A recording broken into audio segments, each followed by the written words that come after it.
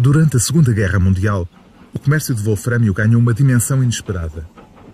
E o compromisso português de reprimir o contrabando do precioso minério nem sempre foi respeitado. Mesmo assim, Portugal declarou-se oficialmente neutral até ao fim do conflito.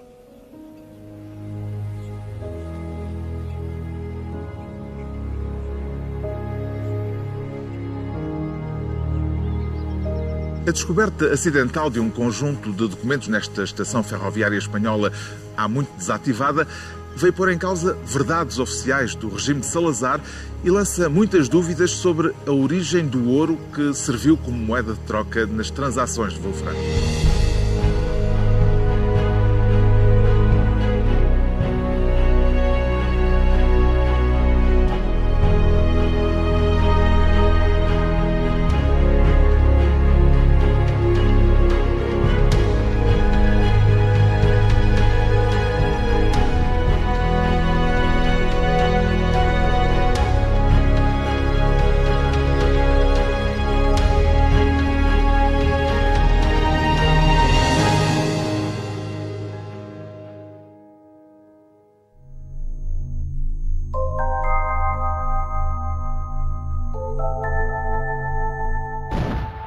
A neutralidade portuguesa foi um perigoso jogo de equilíbrio entre as duas forças em confronto.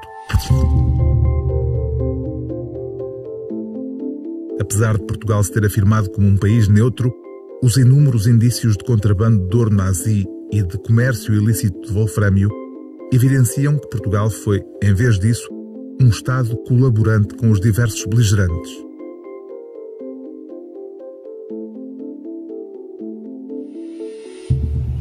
Com o wolframio no centro das manobras diplomáticas.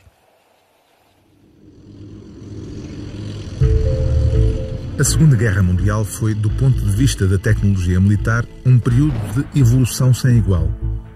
A grande revolução tática aconteceu devido ao emprego em larga escala dos carros blindados. Um elemento essencial foi o wolframio, um metal milagroso que fazia com que os tanques alemães parecessem imbatíveis.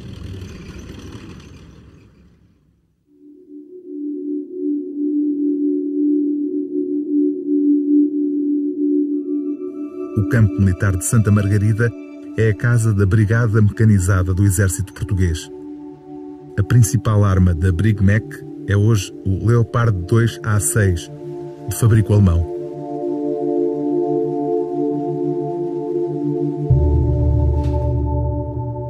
Isto é um animal sofisticado.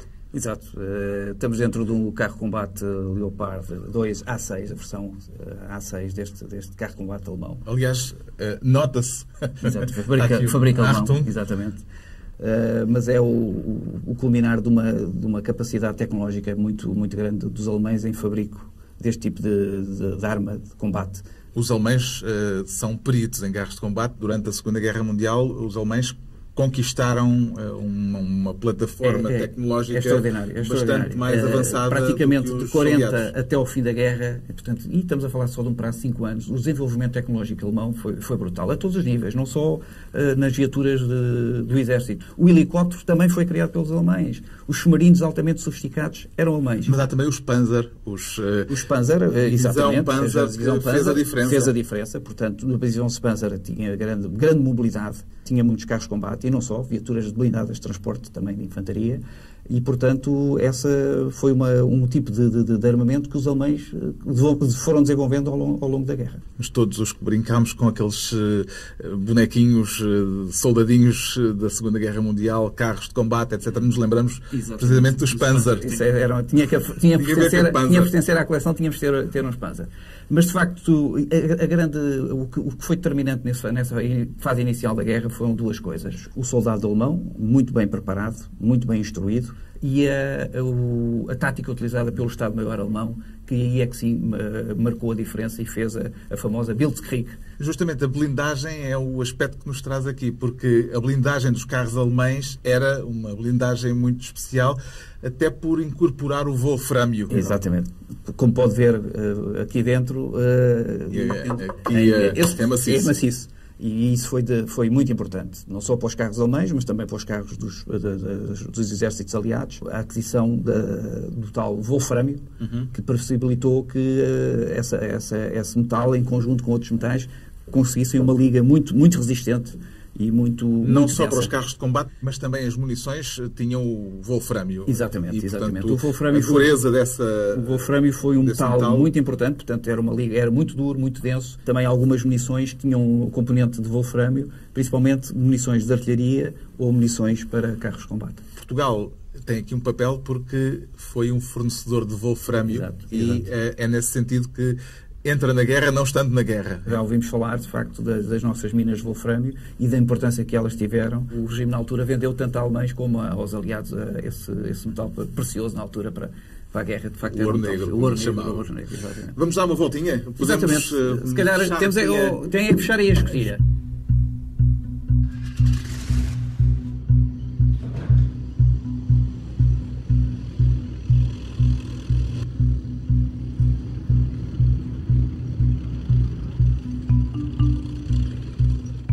Os alemães dependiam do wolframio no terreno militar. O fornecimento do metal era vital para Hitler. Enquanto alemães e ingleses se enfrentavam no palco europeu, em Aroca, nas minas de wolframio, ambos retiravam das serras o minério com que endureciam o armamento de guerra. Quase tão duro como o diamante, o wolframio tornou-se um material precioso. Separadas por apenas 5 quilómetros, as minas de Rio de Frades pertenciam aos alemães e as de Regofe aos ingleses. No Coto Mineiro de Regofe, ainda hoje podemos ver as muitas construções edificadas pela companhia inglesa que durante cerca de 5 anos aí se dedicou à exploração de wolframio. O historiador João Paulo Avelange Nunes, autor do ensaio O Estado Novo e o Wolframio, estudou de forma aprofundada o comércio de wolframio em Portugal.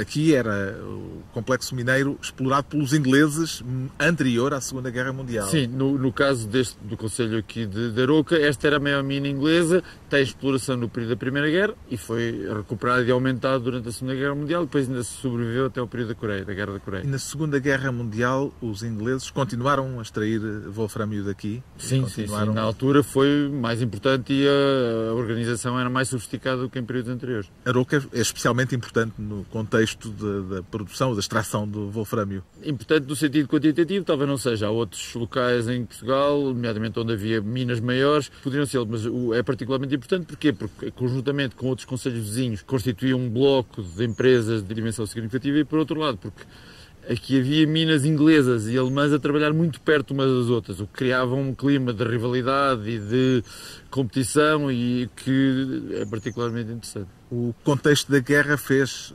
aumentar, disparar o preço do wolframio, imagina. Sim, por isso é que se fala em boom do wolframio, ou em preço especulativo, ou seja, o preço de 1 quilo era maior do que o preço de uma tonelada, ou seja, o preço do quilo em contexto de guerra, como no período da Segunda Guerra Mundial, era mais elevado do que o preço de uma tonelada em período de crise ou período de economia de paz. Porquê? Porque não era apenas um produto que era vagamente necessário, era para a Alemanha a única fonte de wolframio que era necessário para blindagens, munições e máquinas de ferramentas. Só podiam buscá-lo, encontrá-lo na Península Ibérica, Portugal e Espanha. Enquanto para os aliados tinham outras fontes. E, portanto, para a Alemanha era decisivo. Ou compravam aqui a qualquer preço que fosse, ou deixavam de ter. E os ingleses precisavam tanto como os alemães do wolframio que era extraído daqui? Em contexto normal, Portugal seria dos sítios mais perto onde poderiam obter. Em contexto de guerra, a lógica seria fechavam aqui a produção para conseguir obter. Mantiveram-na para não ir para os alemães. Não só mantiveram a produção, como foram para o mercado negro tentar comprar tudo o que pudessem comprar para que essa parcela do mercado negro não fosse parar a Alemanha.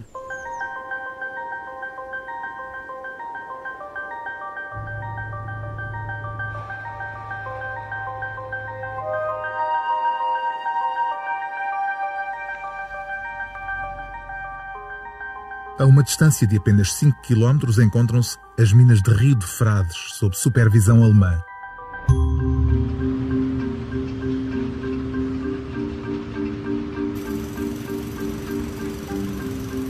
Em Rio de Frades foram abertos mais de 6 km de galerias e chegaram a trabalhar aqui na exploração do wolfrâmio mais de 3.000 pessoas.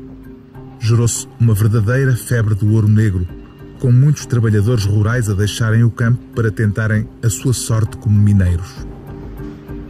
Daqui saíram milhares de quilos de wolfrâmio, uma parte de forma legal, mas a maioria levado por redes de contrabando.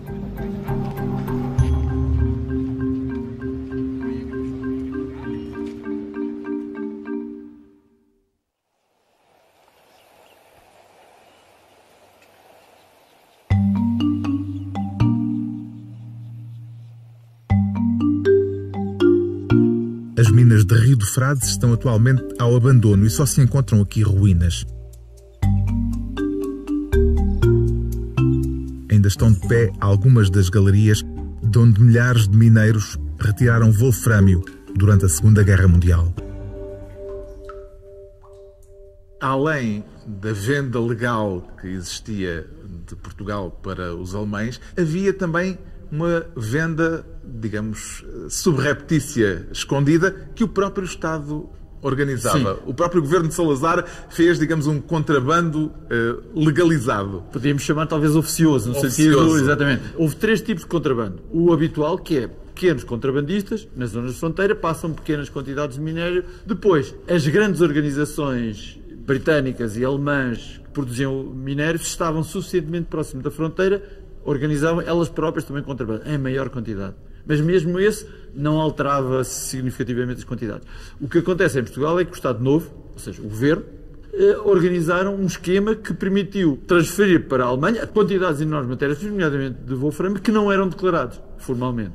Para isso, falsificaram-se as próprias estatísticas do comércio externo português. Isso foi significativo em termos de quantidade de wolframio transferido para a Alemanha? Porque houve alturas em que chegou a ser equivalente a mais de 1/3 da produção global. Formalmente, a Inglaterra tinha capacidade de absorver, por exemplo, 75% ou 60%, a Alemanha 25%, 30%, 40%, no comércio legal. Através do comércio, a Alemanha conseguiu o suficiente para, no total, e em termos reais, ficar, por exemplo, com metade da produção portuguesa. Isso está documentado?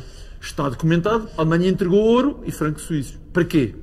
A resposta que hoje temos é para pagar o contrabando oficioso. É curioso que os próprios aliados sabiam do que se passava. Todos sabiam, mas era uma mentira bem organizada. Todos que, com a possibilidade de irem alterando os equilíbrios, que se mantivesse o equilíbrio suficiente para não haver uma ruptura.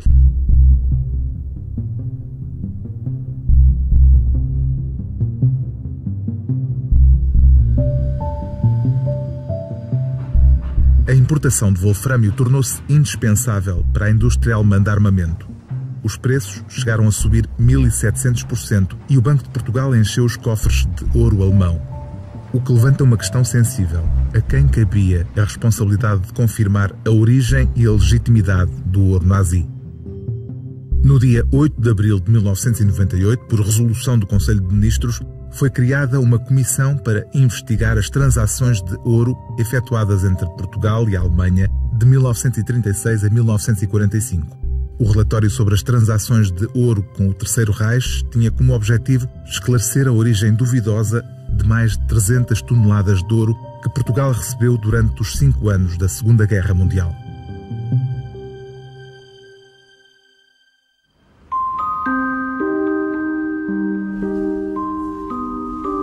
O Hotel Tivoli, em Lisboa, foi durante a guerra frequentado por refugiados e espiões de ambos os lados do conflito. Temos encontro marcado com a historiadora Cláudia Ninhos, que tem vindo a estudar a forma como Portugal se relacionou com a Alemanha durante a Segunda Guerra Mundial. Pode-se dizer que Portugal lucrou com a guerra? Sim, aliás, todos os países neutros lucraram bastante com a guerra. E basta olhar eram fornecedores de mercadorias? Várias mercadorias. Basta olhar para o comércio entre Portugal e a Alemanha que verificamos isso mesmo. Antes da guerra temos um Portugal deficitário. Esta posição inverte-se completamente durante a guerra. Qual era a moeda de troca para essas mercadorias, a principal moeda de troca? Numa primeira fase da guerra, também muito importante eram as conservas, que Portugal utilizava para adquirir outros produtos na Alemanha, mas também o ouro, sobretudo o ouro. Porque o ouro é que era a forma de pagamento? Sim, porque à medida que a guerra avança, a Alemanha necessita dessas mercadorias para o seu esforço de guerra e o ouro torna-se a moeda mais importante, até porque quando invade vários países da Europa Ocidental, claro, vai saquear grande parte das reservas dos bancos centrais desses. Justamente, a controvérsia do chamado ouro nazi, porque uma parte significativa, talvez todo, não sei, esse ouro tinha uma proveniência duvidosa, pelo menos. Sim, houve ouro espoliado, mas que a Portugal não se consegue provar, porque esse ouro é fundido e se entra em Portugal não entra pelo Banco Central, ou seja, entra provavelmente através de contrabando. Há controvérsia sobre esse aspecto, a ponto de ter sido formada uma comissão presidida por Mário Soares no final dos anos 90 que concluiu que Portugal agiu de boa fé. É muito irónico que Salazar, no início da guerra, tenha dito que não faremos da guerra um negócio, porque não fez outra coisa ao longo de todo o conflito. Porque o que é que acontece com o relatório Soares?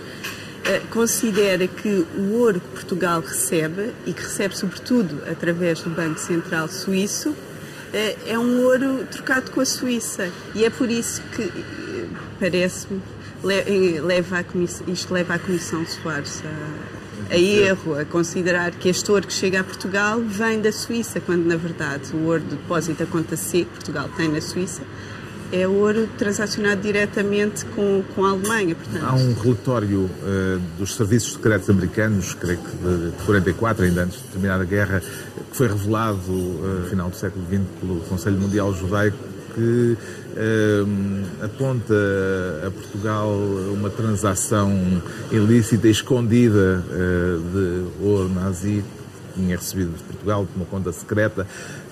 Isso está estabelecido historicamente ou ainda também é alvo de controvérsia? Há aqui muitas provas que entretanto se perderam, não é? O dado importante que esse relatório traz é prova de que existiu contrabando de ouro transportado diretamente da Alemanha para Lisboa em mala diplomática, ou seja, tem aqui a alegação da Alemanha como intermediário e que é enviado diretamente em aviões, sem passar pela Suíça, mas depois, sem ser este documento, não há outras provas. As provas existentes em Portugal foram consideradas insuficientes para manchar a legalidade do comércio entre Portugal e a Alemanha durante a Segunda Guerra. Apesar da maioria das pistas sobre o ouro nazi ter arrefecido com o tempo, um acaso veio ressuscitar acontecimentos que, de outra forma, estariam condenados ao esquecimento. Em novembro do ano 2000, um motorista de autocarro, ao passear casualmente por uma estação ferroviária espanhola abandonada, tropeçou em mais de 1000 documentos espalhados pelo chão. Vamos aproveitar esta pista para ir até Canfrán, no norte de Espanha.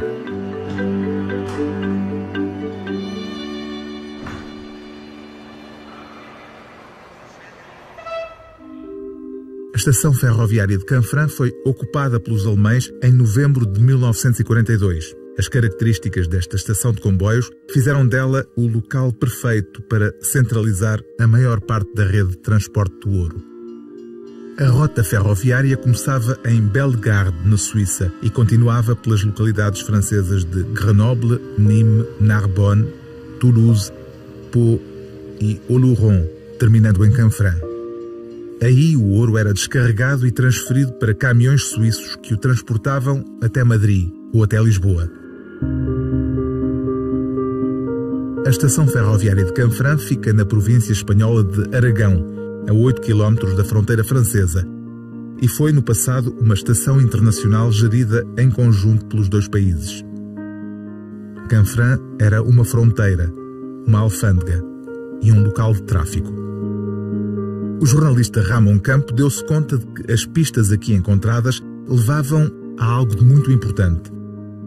Os documentos que nos trazem até aqui jaziam abandonados nesta sala. De acordo com os documentos, quase 75 toneladas de ouro nazi terão atravessado a fronteira, rumo a Portugal. Como é que o Ramon soube da existência dos documentos que provam a passagem por aqui, por Canfrán, do ouro nazi? Bueno, yo tengo un contacto por teléfono con Jonathan Díaz. Él es el conductor del autobús que tiene la suerte de encontrar esos documentos. Documentos que encontró no chão. Eso es, en el suelo, tirados, y se los lleva a su casa. Yo quedo con él en Etzó, en el otro lado de la frontera, y me enseña los documentos. Yo veo que pone lingotes de oro. Mi primera impresión es, esto es una bomba. O sea, tienes la prueba de que más de 86 toneladas de oro entre el año 1942 y 1943 pasaron por Canfrán. Mas também grande parte do ouro foi para Portugal. Isso está documentado. Eso está documentado. De los 86 toneladas que estaban documentados entre 1942 y 1943, 74, la gran parte de ese oro iba a Portugal como pago del wolframio que entregaban el gobierno portugués a los alemanes. Esto sorprendió a los gobiernos español y francés porque en ese momento Bill Clinton había pedido que los dos gobiernos hicieran un informe oficial sobre la neutralidad y qué pasó con el oro nazi en cada país. Yo enseñé estos documentos al político español que se llamaba Enrique Mújica Herzog y se sorprendió. Y ellos lo que hicieron fue encogerse de hombros y decir: estos documentos no los conocíamos. Estos documentos eran copias de los originales y en Madrid no había rastro de esos documentos. Os documentos mostram qual foi o percurso do ouro ou só referem a passagem do ouro por aqui? Hay un documento que es muy revelador, porque es un acuerdo entre los gobiernos alemán, suizo, español y portugués. Y dice, va a haber unos 100 camiones preparados, 100 camiones, cuando aquí en España no había gasolina. Aquí había gasolina para esos camiones, para llevar ese oro que iba a entregar el gobierno alemán a través de Suiza, que es quien hace, yo lo digo, la lavadora de toda esta operación. E sabemos pelos documentos de onde vem o ouro, qual a proveniência do ouro? En los documentos lo que dicen es el viaje que hace ese oro, pero ese oro procede, después de la investigación que hemos realizado, de los bancos centrales de los países que eran ocupados en Europa por los alemanes y de los campos de concentración de los judíos que se hacían lingotes con los dientes de oro que se encogían en los campos de concentración. Há documentos que referem explicitamente o governo portugués e Portugal? Es la primera vez que lo voy a decir en público y la verdad es que hay un documento que refleja que el gobierno portugués recibió 44 toneladas de armamento que enviaban los alemanes en agradecimiento o en pago por su colaboración con el wolframio, que es en realidad el objeto definitivo de la Segunda Guerra Mundial para alargar la guerra. Tanto el gobierno británico como el americano hicieron una declaración pública en 1943 diciendo que los países neutrales no vendan wolframio a los alemanes. Entre os papéis encontrados em Canfrán, Ramon Campo destaca um documento inédito que testemunha o pagamento de uma transação ilícita de wolframio através de 44 toneladas de armamento. Uma operação efetuada depois da proibição explícita do comércio de wolframio com a Alemanha por parte dos aliados. Esta prova ainda está na posse de Jonathan Díaz, o homem que, por acaso, descobriu os documentos na estação. É possível que tenha havido mais ouro a passar por aqui que não esteja nos documentos que são conhecidos, porque os documentos estavam maltratados e provavelmente alguns se estragaram, se deterioraram? Ya sabes cómo somos los periodistas, somos perseverantes y no podemos dejarnos una joya como la información del oro por Canfrán.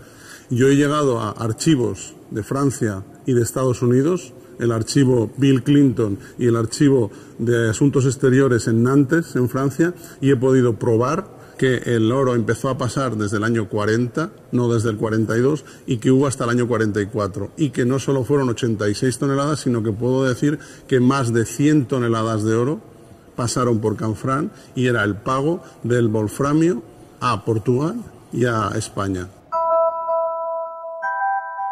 Pela lei internacional, um Estado neutro deve abster-se de auxiliar de forma direta ou indireta qualquer parte de um conflito. O difícil jogo de equilíbrios de Salazar em torno da neutralidade gerou uma autêntica guerra económica entre as duas fações beligerantes. Os indícios de que foram tomadas medidas para eliminar as provas da origem das barras de ouro lançam dúvidas sobre a moralidade do jogo complicado que Portugal e Salazar jogaram durante a Segunda Guerra Mundial.